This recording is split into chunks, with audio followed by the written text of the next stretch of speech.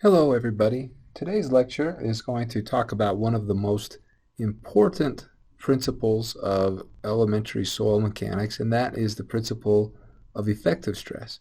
Effective stress really governs so many aspects of geotechnical engineering. It was introduced and discovered by Carl Terzaghi, who is regarded by many today as the father of modern soil mechanics. And effective stress is, we can define it in a couple of ways. It's the normal stress to which the soil particles are subjected. We use this term sigma prime to denote effective stress. Well, that sounds fine and dandy, but what does that really mean? Like, speak in layman terms. What is effective stress? Well, it's the stress that the soil particles feel. It's the stress that's transmitted particle to particle and is due to either the load that we're placing on the soil particles or the self-weight of the particles themselves. So it's the portion of the stress that's carried by the soil grains themselves through particle-to-particle contact. And we're subtracting out, therefore, the contributions of the pore water pressure. So for instance, if we look at this plot right here, effective stress, or sigma prime, you can see with these arrows between the soil particles, this represents the stress passed between the soil particles themselves, and U represents the pore pressure. So this is the pressure acting on the soil particles from the water in the pore space.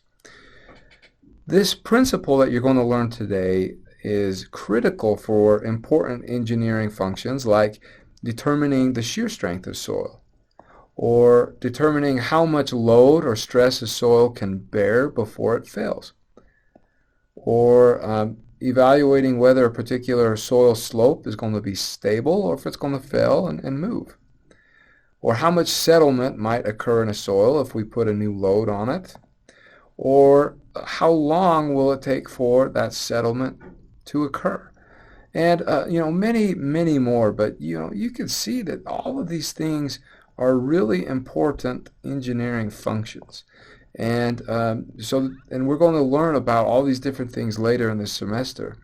So I have to say, if there's one principle you really digged in and learn and try to understand in this class, it would be what we're going to learn about today, and that's effective stress. Now, you can't understand effective stress unless you talk a little bit about total stress. Now, total stress is kind of what we might call the, if I can spell here, the equivalent fluid approach.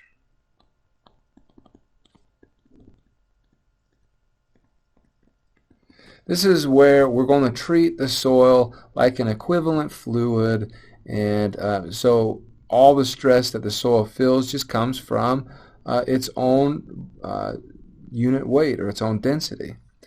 So total stress is the stress on the soil due to all the forces. So it could be the soil and self-weight, water that's in the soil or on top of the soil, and even air. And to compute total stress is pretty self-explanatory, and I'll show you through this example. Consider this three-layer system that I have here. I have water on the top layer, 10 feet of it. I have beneath that 10 feet of sand with a saturated unit weight of 115 pounds per cubic feet. And then I have another 10 feet of clay with its saturated unit weight of 105 pounds per cubic feet. Now, let's say that I want to find the total stress at points 1 and point 2, located between the sand and the clay, and then at the bottom of the clay. So to do this, we're just going to treat the soil like an equivalent fluid, and let's compute the total stress at point 1. This is going to be we have 10 feet, which is just the depth of the water, times the unit weight of water, plus 10 feet, which is the thickness of the sand, times the saturated unit weight of the sand. Okay, and that's going to get me down, that's going to get me from the ground surface all the way down to point number 1. And so if I compute that, then I get 1,774 pounds per square foot as my total stress at point 1.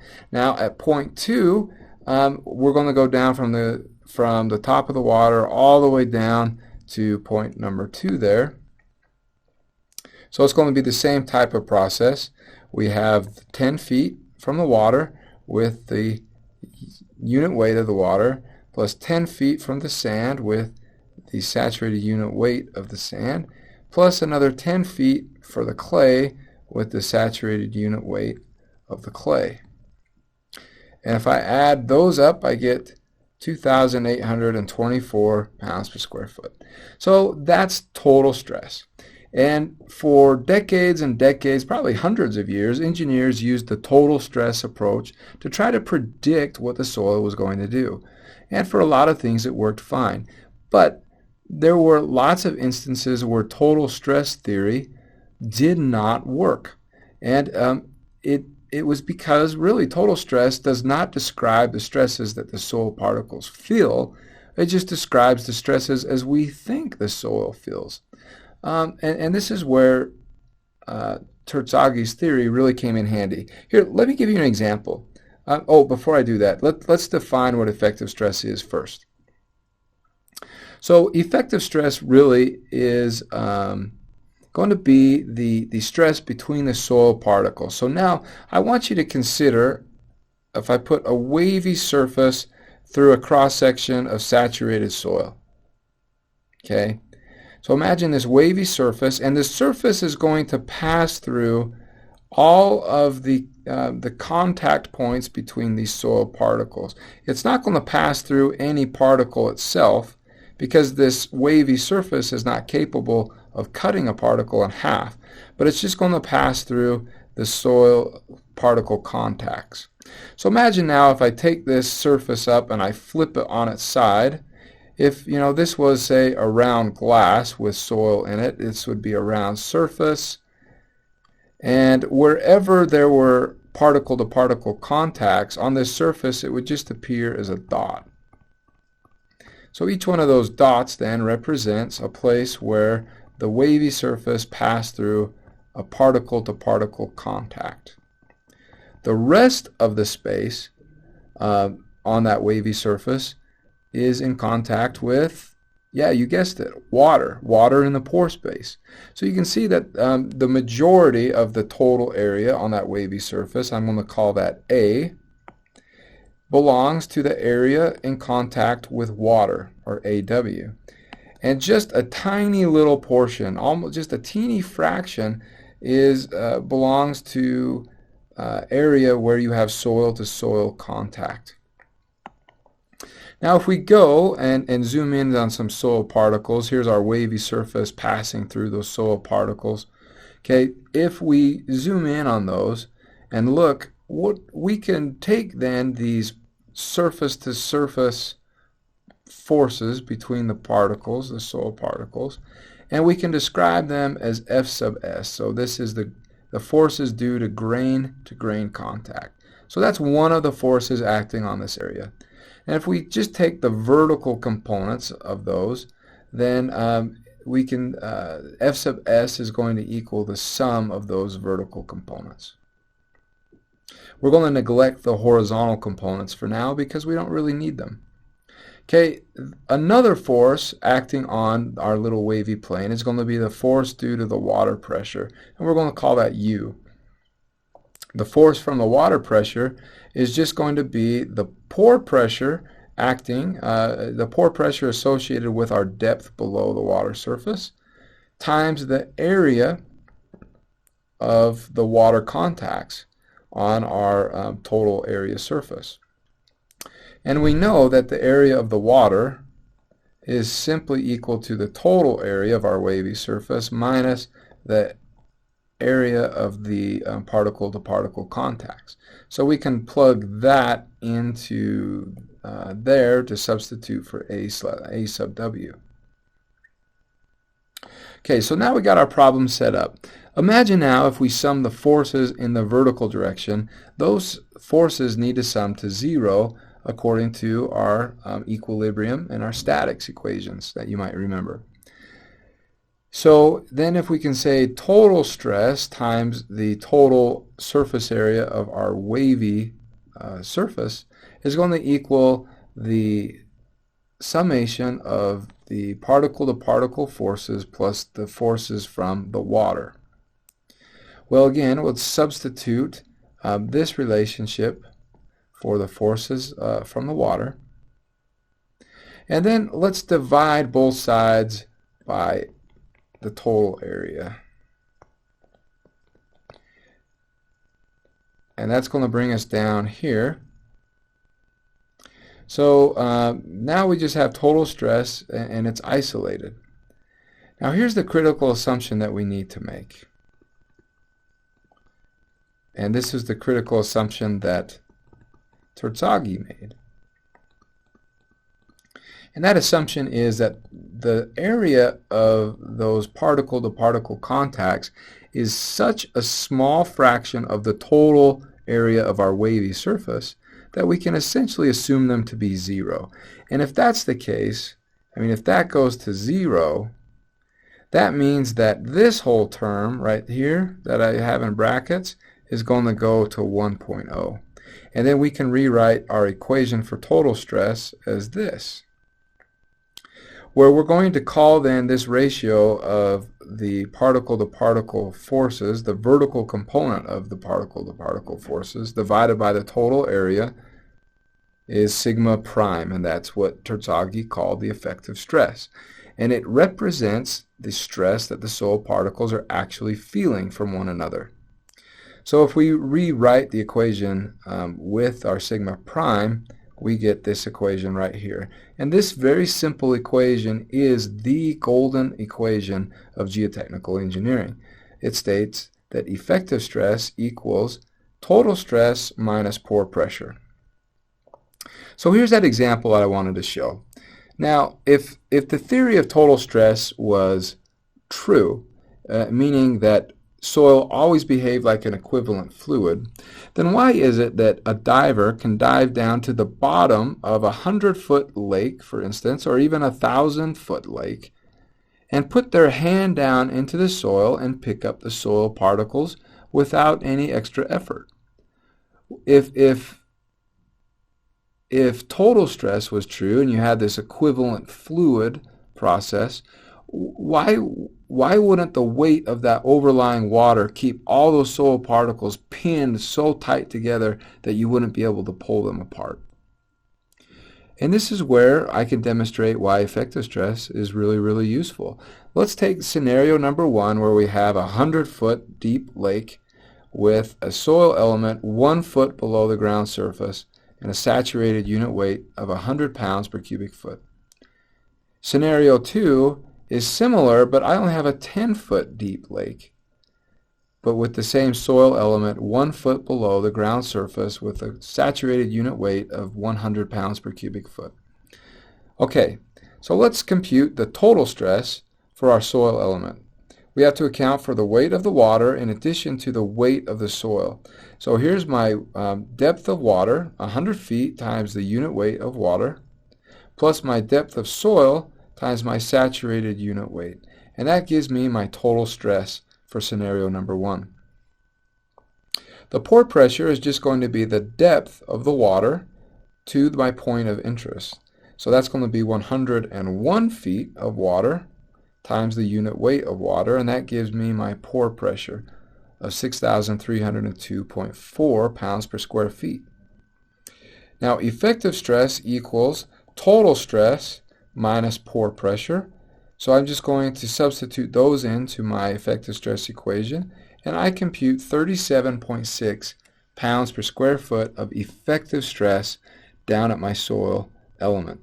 Now look, if I was doing the equivalent fluid approach, I would say, oh man, there's 6,340 pounds of pressure on those soil grains. There's no way that my fingers could lift and separate those soil particles because that pressure is just way too big. 37.6 psf, on the other hand, sounds a lot more manageable. Let's look at scenario number 2. So the total stress over here, we have 10 feet, which is the depth of our water, times 62.4, plus 1 foot, which is the depth into our soil, plus the saturated, or times the saturated unit weight of the soil, and that gives me 724 pounds per square foot of total stress. The pore pressure, again, we got to take the depth to our soil of interest from the top of the water, and that's going to be 11 feet times the unit weight of water, and that gives me 686.4 pounds per square foot. Okay, now compute the effective stress. It's total stress minus pore pressure, so we have the 724 minus 686.4, and that gives me, wow, look at that, 37.6 pounds per square foot.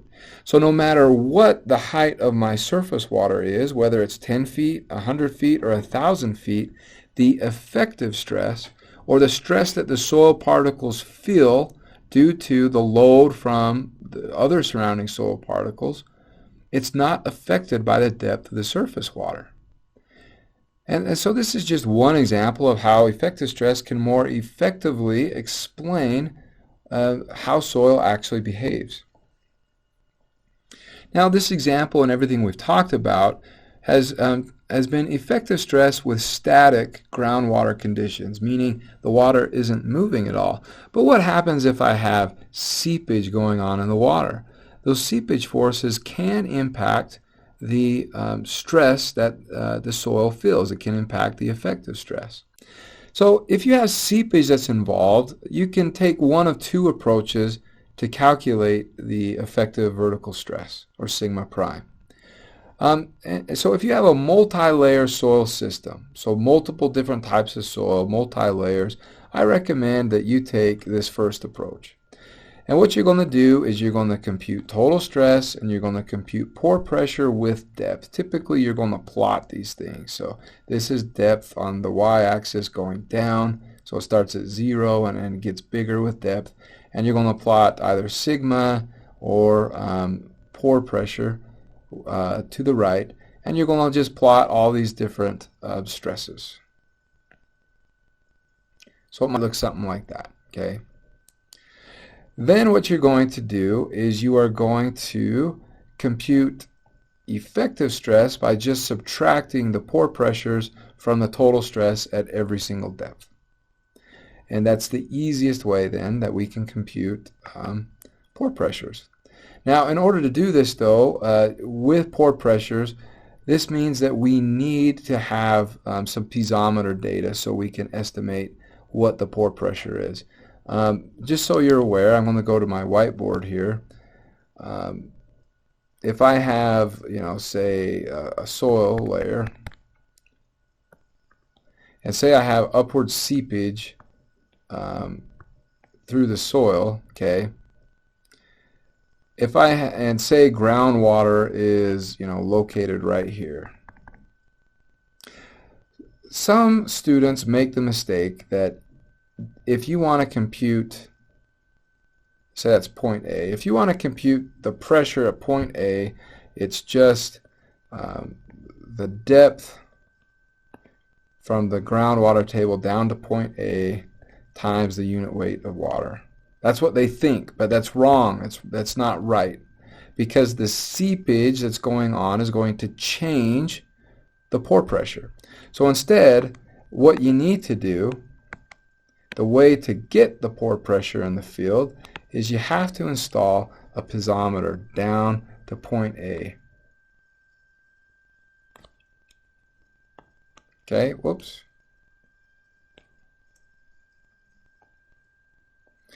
And then you watch how high the water rises inside that piezometer.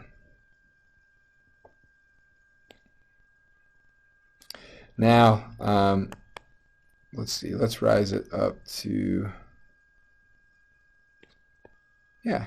rise it up to maybe like right there. So you can see in this piezometer at point A, the water rose up higher than our groundwater surface. And what does that mean? Well, that just means that the head at A, right there, is greater than, say we have another point up here, we'll call that B, it's greater than the head at B. So water is seeping upwards from A to B as it seeps from high energy to low energy. So if I want to get the pore pressure at A, the easiest way to do it is just to measure now the depth inside the piezometer down to point A. Okay, now we'll call this depth to A times the unit weight of water. Now that is how we compute pore pressure at some point when you have seepage involved. So having piezometers is really, really helpful. And to get those U values to plot with depth, you want piezometer data. Now, what if you don't have piezometer data, or you have a single layer soil system? So instead of having multiple soil layers, then I recommend you use the buoyant unit weight approach. So the buoyant unit weight is defined as the saturated unit weight of the soil minus the unit weight of water. And it's kind of like a shortcut approach to computing effective stress. So we're going to compute then the saturated unit weight minus the unit weight of water. That's this guy. Gives us the buoyant unit weight, and we're going to multiply that by the depth from the ground surface down to our point of interest. That's this term right here. Then we need to add or subtract what we call the seepage stress. The seepage stress is this component here, where it's the hydraulic gradient times the unit weight of water times the depth into our soil mass. And so some may wonder, well, how do I know whether to add the seepage stress or to subtract the seepage stress? Well, think of gravity, okay? If you have soil and water is seeping up against the direction of gravity, is the soil going to feel lighter or heavier than normal? If you have upward seepage, it's going to be lifting the soil up, and so the soil is going to feel lighter. The particle-to-particle stresses are going to be reduced, and so you're going to have a decrease in effective stress if you have upward seepage. If you have upward seepage, subtract the seepage force. Okay? If you have downward seepage in the direction of gravity, then the downward seepage makes the soil particles feel heavier than they actually are. And if that's the case, that's going to increase your effective stress. And you're going to add the seepage force or the seepage stress to your calculation. So again, the sign is going to indicate the direction of your seepage. Upward seepage, subtract. Downward seepage, add. Sometimes it helps to evaluate these things graphically, and I want to show you how seepage forces can actually have a very big effect on effective stresses. So here is a tube filled with soil, and we have upward seepage coming in from the bottom, and it's emptying into this upward tank up here where water is overflowing from the tank, and so we have constant head up in this upper tank. All right, and we have a couple of piezometers installed here that we can describe. So we have a piezometer installed right at the bottom of our tank, and the water is rising up this much into that piezometer. So remember, the height of that water in that piezometer down to, the height of that water is a true representation of the pore pressure at that point. Here's the height of the water in this piezometer, so it represents a true representation of the pore water pressure at this depth. And then the height in the water in this piezometer represents the true representation of the pore water pressure at this depth. And notice how that height of the water corresponds to the height of our water in our tank, in our upper chamber. Okay? So we can compute pore pressure one of two ways. First of all, we can rely on these piezometers, or some people call them standpipes. So remember, if I want to know the pore pressure at this elevation where point B is, all I need to do is take the height of that water, or the depth of that water, and multiply it by, actually I don't want to use Z because I have Z right here. I don't want to confuse you. So that's just the height of the water times the unit weight of the water. Bless me. My allergies are coming back. So that was going to give us the pore pressure at that particular depth, okay? And you can see that. So for instance, how high is that water? Well, I can describe it using these units right here. So it's H2 plus H1 plus H. That's the height. So how do I get pore pressure? Pore pressure is just going to be H2 plus H1 plus H. That's the height of the water in the piezometer times the unit weight of water. Well, check this out. So this plot right here represents pore pressure with depth into the water tank. So at this depth right here, coming over, what's the amount of pressure? That pressure right there is equal to, there it is, H1 plus H2 plus little h times unit weight of water. That's how we got the pore pressure at that particular depth. And we could do that with each one of these standpipes. Okay, that's perfect. The second method that we could use if we didn't want to use that is using, we can just compute the pressure at each point directly by using the Bernoulli equation. So to use the Bernoulli equation, all we need to do is get the datum so we can get the total head. So remember, the total head is the height of the water in the standpipe, not relative to the end of the standpipe, but relative to our datum. And so the pore pressure is just going to be the total head, so that's the distance from our datum to the height of the water in the standpipe, minus the elevation head, and that's going to be the height from the datum to our point of interest, whether that's point C or point A or point B. So that's just the difference from that point down to the datum, all times the unit weight of water.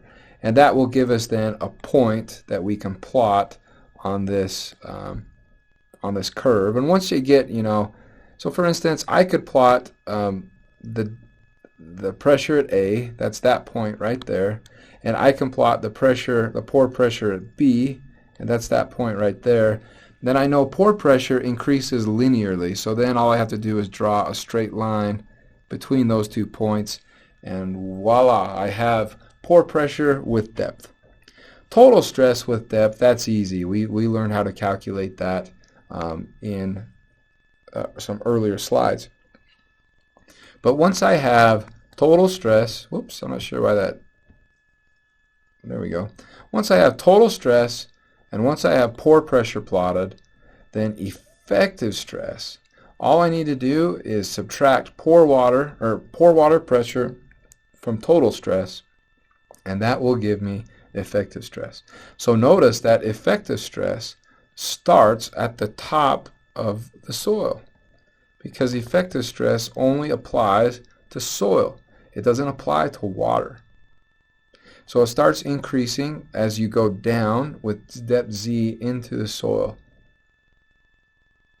And that the highest effective stress at the bottom is going to equal the total stress minus the pore water pressure. So these are the two methods. You can use the standpipe method to get your pore water pressure, or you can just compute it directly with the Bernoulli's equation. You choose which one you want to do. So let's go ahead and do an example stress problem with seepage to show you what we've got. Let's say that we've got down here a 3-layer soil system where we have sand, we have clay, and then we have gravel. And let's assume that down in our gravel we have artesian conditions. Artesian conditions means that you have upward seepage in your soil. Okay? And how do I know I have artesian conditions? Well, if I put a piezometer down, all the way down to the gravel layer, right at this point, the water in that piezometer is going to rise up all the way to this level. But say that in the sand, the water only rises up to this level. So this distance right here, this change, that's the amount of head loss we had as the water seeped through the clay. That's how much energy this clay was able to get out of the water. So that by the time the water got through the clay, this right here was all that it could rise. It lost all the rest of its energy. So let's compute the total stress at a couple of different points. Let's compute let's see, here we have, let's erase some of this so that we make a nice clean problem. This is the ground surface right here. So we have 10 feet deep, so this is a point right here. We have 20 feet deep right here. We have 50 feet deep right here. And 60 feet deep would be, 10 feet down into that gravel layer. Perfect. Okay, so here we go. Let's go ahead and compute some of these values. The total stress at a depth of 10 feet into our soil layer is going to be 10 feet, that's this guy, times its corresponding unit weight. Well, are we going to use the moist or the saturated unit weight? Well, because up in this zone up here, we're above the groundwater table, so we're going to use the moist unit weight. We're only going to use the saturated unit weight if we're below the groundwater table. So we compute that, we get 1100 PSF. Okay, let's go to down to 20 feet. So we're going to start with our stress from the 10-foot depth, and we're just going to add to it the additional 10 feet below it, plus the saturated unit weight now, because now we're below the groundwater table for this 10-foot depth here. So that gives me 2350. Okay, for a depth of 50 feet, we're going to take the stress from 20 feet, and we're going to add to it the 30 feet from the new clay, and then its corresponding unit weight, its saturated unit weight, and that's this 115 pounds per cubic foot, and that gives me 5,800.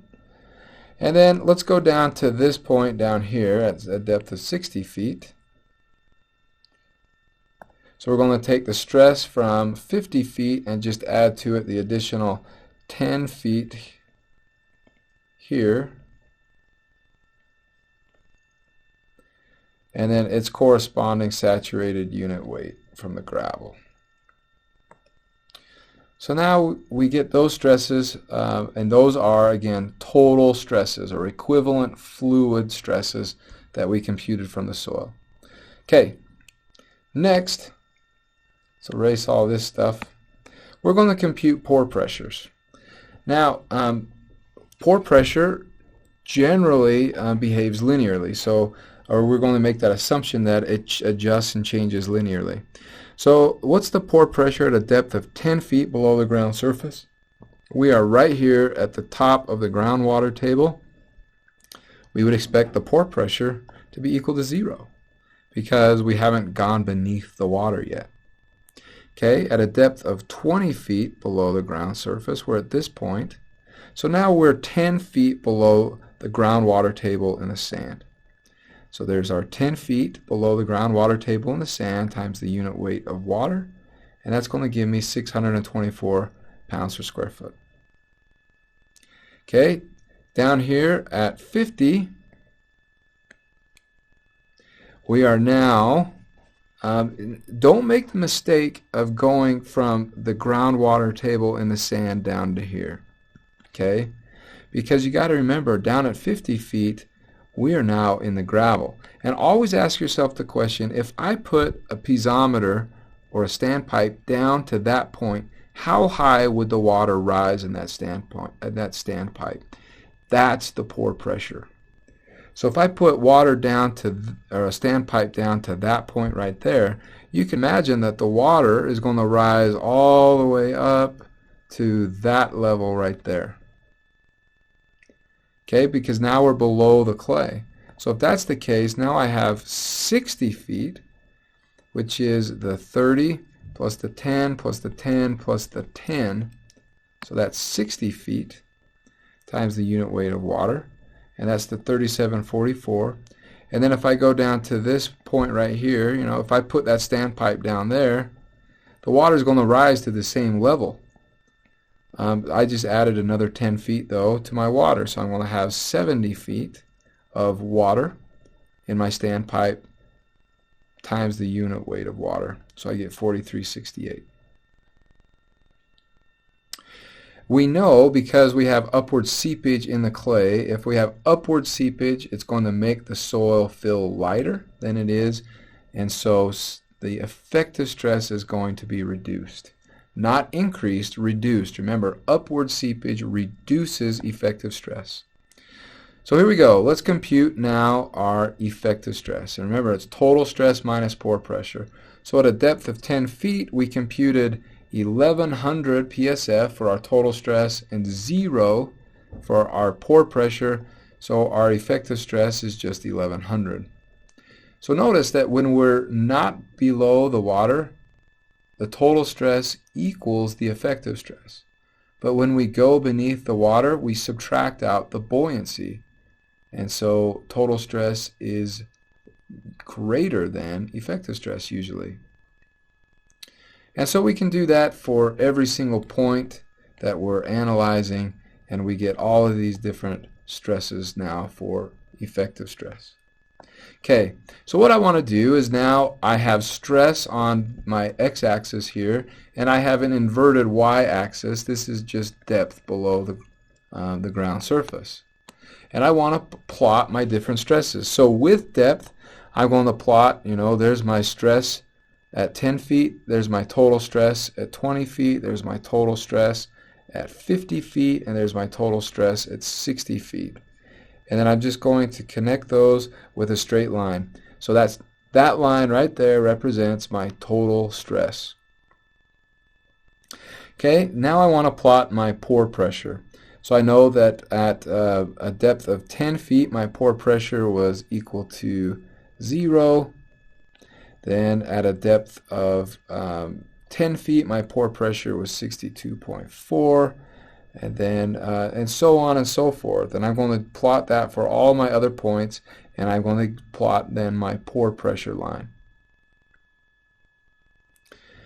Now I'm going to plot the stresses associated with effective stress. So at a depth of 10 feet, it was 1100, then it was 1726, then 1340. Oh, actually, I'm sorry. It's 2056 and then 2782. So that plot with depth shows my effective stress with depth. So this is how we plot stresses with depth. And notice some interesting behavior in this plot. As pore pressure increases, effective stress starts to deviate and decrease from the total stress. That's because we're now accounting for the buoyancy. The buoyancy is helping to support the soil particles a little bit. And so the weight that the soil particles is feeling is reduced. So hopefully in this lecture you've learned a few things. You've learned how effective stress was derived. You learned how it can effectively more or better describe the stresses that the soil particles feel, and which can explain a lot of observed soil behavior. Hopefully you've learned how we can get pore pressures either from standpipes or computing them from the Bernoulli equation. and then how we can compute effective stress, and that's simply the total stress minus the pore pressure at every single depth. So that's the end of this lecture. I appreciate your attention. I'll look forward to seeing you guys in the next lecture.